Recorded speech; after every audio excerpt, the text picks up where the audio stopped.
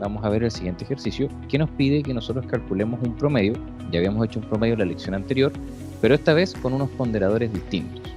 Bien, cuando uno promedia, le da la misma relevancia a cada número.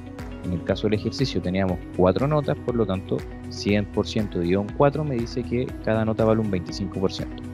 En este ejercicio tenemos algo distinto, ya que nos señala claramente que no todas las evaluaciones tienen la misma ponderación. Por lo tanto, no podemos ocupar la fórmula del promedio porque no nos va a dar un promedio real. Para ello, nosotros vamos a tener que usar una fórmula que se llama suma producto. La palabra producto en Excel es multiplicar. Por lo tanto, la fórmula suma producto me dice que voy a sumar y multiplicar a la vez. ¿Qué se va a sumar? ¿Qué se va a multiplicar? Se va a multiplicar la nota del alumno por su porcentaje y se le va a sumar la segunda nota, luego la tercera y por último la cuarta. Entonces, activamos la fórmula con el igual, marcamos suma producto y en el momento de abrir paréntesis me va a preguntar por las matrices, quiere decir el conjunto de datos. Mi primera matriz es las notas del alumno, de la celda E6 hasta la celda H6. Y mi segunda matriz son los porcentajes de cada evaluación, de la celda E4 hasta la H4. Cerramos paréntesis y nos vamos a obtener un 5,7. Bien, en este caso vamos a notar un cambio al momento de arrastrar, donde vamos a notar que el promedio al momento de arrastrarlo deja de funcionar. Tenemos un alumno número 2 con un promedio 0, un alumno número 3 con promedio 118 y todos los promedios están muy lejos de la realidad. Y aquí es donde nosotros tenemos que conocer lo que es el fijado o bloqueo de celdas. ¿Qué significa esto? Cuando uno arrastra una fórmula, como lo hicimos ahora, o cuando la arrastramos tanto izquierda o derecha, la celda se corre. ¿Qué quiere decir esto? Veamos nuestro primer ejercicio. Dice que nosotros vamos a trabajar con la celda de la fila 6, E6 y H6, con la de la fila 4, E6, H4. Cuando uno arrastra, le está diciendo al Excel que uno quiere repetir la acción, pero con los valores de abajo, es decir, al 6 se le convertirá en 7 y al 4 se le convertirá en 5. Revisemos nuestro segundo promedio y exactamente pasó eso. Ahora tenemos el 7 con el 5, luego el 8 con el 6 y así sucesivamente. ¿Por qué en este caso no funciona? Por la sencilla razón que nosotros en la fila 4 tenemos los ponderadores. Si nosotros bajamos los ponderadores, en este caso el segundo promedio no se está multiplicando por su porcentaje. Está multiplicando 3,6 por nota 1, 4 por nota 2, 4,5 por la palabra nota 3, 6,2 por la nota 4. Es decir, números con letras, por eso nos da un 0. En el caso del tercer alumno, su promedio se está multiplicando 42 por el 7 del alumno 1, no por el 20%, 3,5 por 6,4, 7 por 4,5, 5,6 por 6,2. Entonces, para evitar que pase eso es cuando uno ingresa los bloqueos de celdas. Entonces, en nuestro teclado tenemos que ubicar la celda F4. La celda F4 se ubica a la altura de los escape y la debemos pinchar para fijar algún valor en específico. Que este valor tiene que ser aquel que nosotros necesitamos que no se mueva. Nosotros necesitamos que los porcentajes no se muevan. Vamos a ubicar nuestros porcentajes y se ubican en la fila 4. Por lo tanto, en nuestra fórmula ubicamos los valores de la celda que están en la fila 4, que sería E4, y presionamos la tecla en el teclado F4. Y lo mismo con el H4. Y me va a generar esta referencia de los signos pesos. Esto quiere decir que no se va a arrastrar al momento de estirar la fórmula. Nosotros vamos a bajar la fórmula y esto no se va a correr. Los únicos que se van a correr son el 6, que se va a convertir en 7, 8, 9 y 10, así sucesivamente. Pero el 4 quedará fijo y estático. Le damos Enter, no va a pasar nada en la pantalla, no va a haber ningún cambio porque fijar no es una operación matemática. Pero al momento de arrastrar, vamos a tener todas las notas calculadas como corresponde. Y si revisamos, la fila 7 se corrió, es decir, de 6 pasó a 7, pero sigue la operación con la fila 4. La fila 14 sigue trabajando con la fila 4. Y así cada uno. Tenemos un libro de ventas con distintos tipos de productos, en el cual tenemos que calcular distintos factores. Primero tenemos 4 productos: auto, moto, camión, camioneta. Tenemos 2 vendedores, Luisa y David. Tenemos un monto o un valor por producto y una forma de pago que puede ser efectivo o crédito. Entonces tenemos, primero, necesitamos saber el número de ventas de Luisa, es decir, cuántas ventas hizo Luisa. Acá el numerador nos dice que son 10. Entonces de estas 10 necesitamos obtener cuántas hizo Luisa.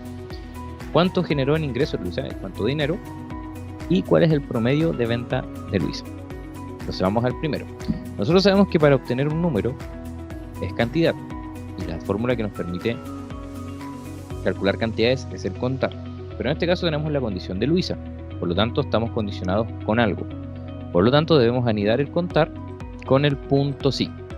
Esto quiere decir que vamos a hacer un conteo condicional. Bien, entonces, ¿cuál va a ser mi rango? Rango es ¿dónde? ¿Dónde voy a aplicar el conteo? En la columna de los vendedores. Eso es lo que necesitamos contar. Punto y coma, comilla porque viene una palabra, y el criterio viene a decir qué cosa quiero contar de acá. Nosotros queremos contar las ventas de Luisa. Por lo tanto, vamos a marcar entre comillas Luisa.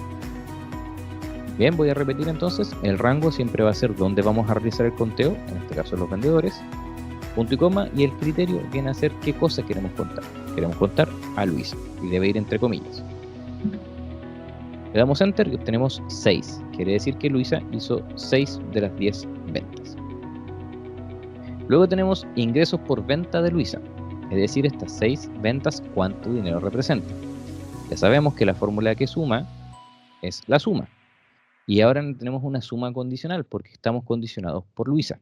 Entonces vamos a ocupar el sumar.sí. Igual sumar.sí. Abrimos paréntesis y marcamos. ¿Por qué le agregamos el sí? Porque el sí convierte las fórmulas en condicionales. Se repite el término rango, quiere decir que ¿dónde vamos a buscar qué cosa? La condición. Cada vez que la palabra rango y la palabra criterio estén juntas, estamos hablando de la condicionante. O sea, rango, ¿dónde vamos a aplicar la condición? Acá. Nosotros estamos condicionados por el vendedor. Ahí se va a realizar la condición, la búsqueda de la condición. Punto y coma, nos pregunta el criterio, y el criterio entonces, entre comillas, es Luisa. Siempre el criterio va a ser qué cosa es lo que buscamos en lo que acabamos de marcar. Siempre la lógica va a ser marcamos, escribimos. Punto y coma, por último nos pregunta el rango de suma. Acá importante, cada vez que la palabra rango esté acompañado de una palabra matemática como suma, promedio, producto, recordemos que producto es multiplicar, me está pidiendo números. Entonces el rango de suma viene a decir dónde están los valores que vamos a sumar. Y aquí marca la columna E, del E6 al E15. Cerramos paréntesis y le damos Enter. Y nos devuelve 30 millones. Quiere decir que las 6 ventas de Luisa aportaron 30 millones de pesos.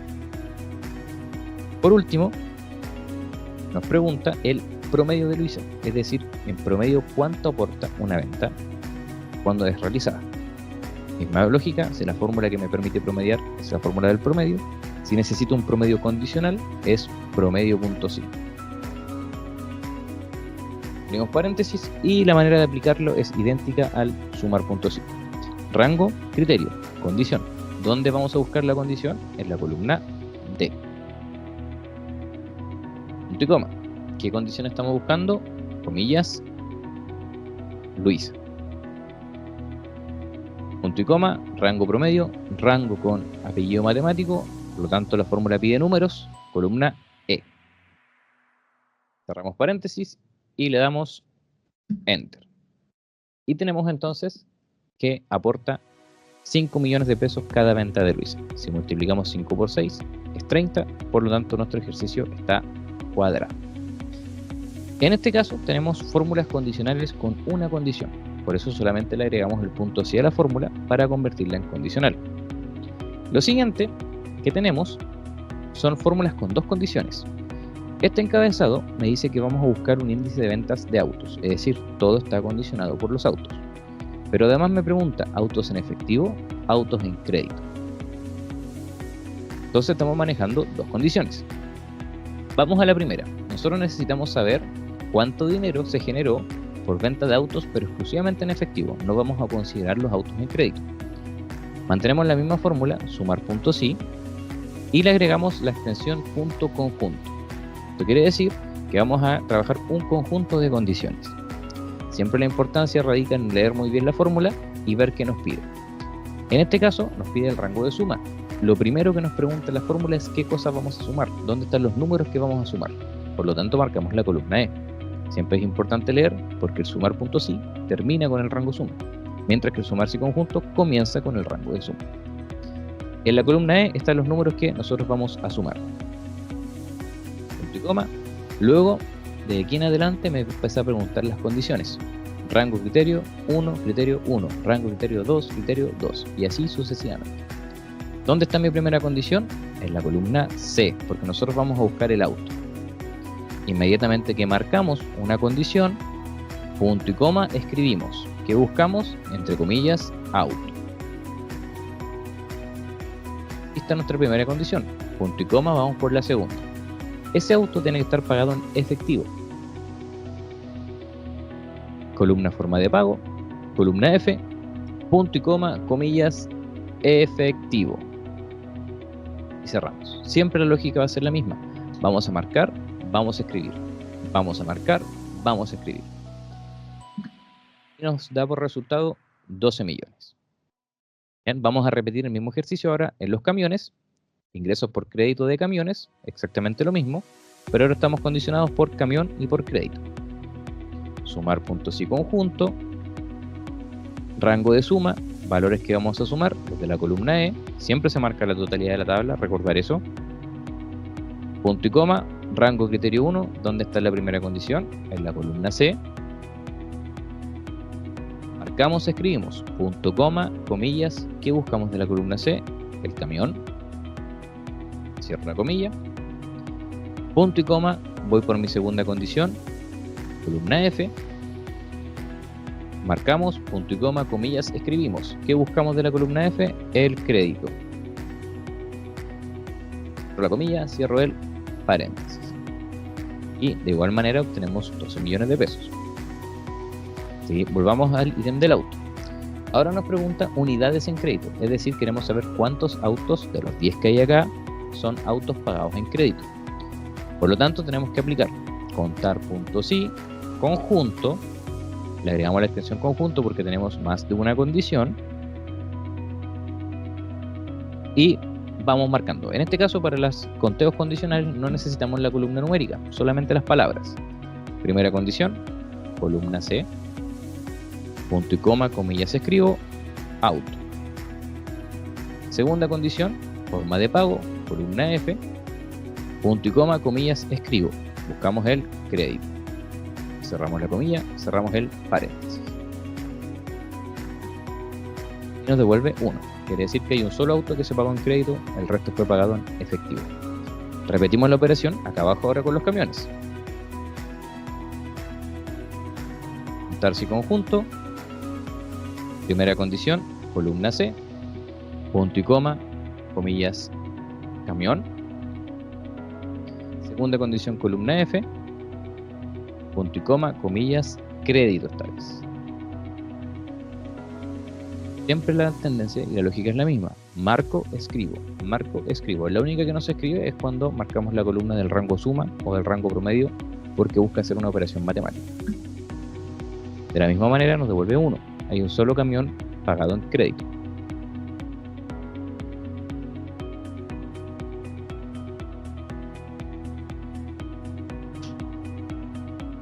Vamos con el promedio en crédito de los autos. Dos condiciones, promedio sí, le agregamos el conjunto. Siempre leyendo, primero rango promedio. Ya sabemos que si el rango tiene apellido matemático, vamos con números, columna E. Luego con la condición, la primera es la columna C. Una vez que marcamos, punto y coma, comillas, escribimos, buscamos el auto. Punto y coma, segunda condición, forma de pago, columna F. Punto y coma, comillas, crédito. Y nos devuelve 6 millones. Y vamos por último a los camiones, misma fórmula, promedio y conjunto. Rango promedio, ya sabemos que es la columna E, únicos valores que tenemos a promediar. Primera condición, columna C, punto y coma, comillas, camión. Y por último, ese camión en la columna F, esta es mi segunda condición, debe ser pagado en efectivo. Bien, repito, marcamos primero el rango promedio, que es la columna E. Voy a buscar mi primera condición, columna C, punto y coma, comillas, camión. Luego la columna F, punto y coma, comillas, efectivo. Y tenemos lo siguiente, nos vemos enfrentados a esto. No está la fórmula mal hecha. Esto significa un error de división. Si nosotros nos fijamos en nuestra tabla, tenemos un solo camión vendido. Ese camión fue pagado en crédito, no hay más camiones. Camioneta no es lo mismo que camión. Por lo tanto, yo no tengo camión de efectivo. Recordemos que un promedio se compone matemáticamente por la suma de factores y dividido por su mismo número. Quiere decir que si yo tengo 4 camiones en crédito, sumo los 4 camiones y lo divido en 4. Si tengo 10, sumo, divido en 10. En este caso yo tengo 0 camión pagado en efectivo, por lo tanto estoy dividiendo 0 entre 0. Y eso no se puede. Si acá al ladito nosotros hacemos cualquier división en Excel, 10 dividido en 0, les va a aparecer el mismo error. 0 dividido en 0, mismo error. Un número por muy extenso que hagan, dividido en 0, mismo error. Esto es un tema matemático, no es un tema de Excel, no se puede dividir entre 0. Por lo tanto, esta fórmula está buena. Me está diciendo que no puedo dividir entre 0 porque no hay camión pagado en efectivo.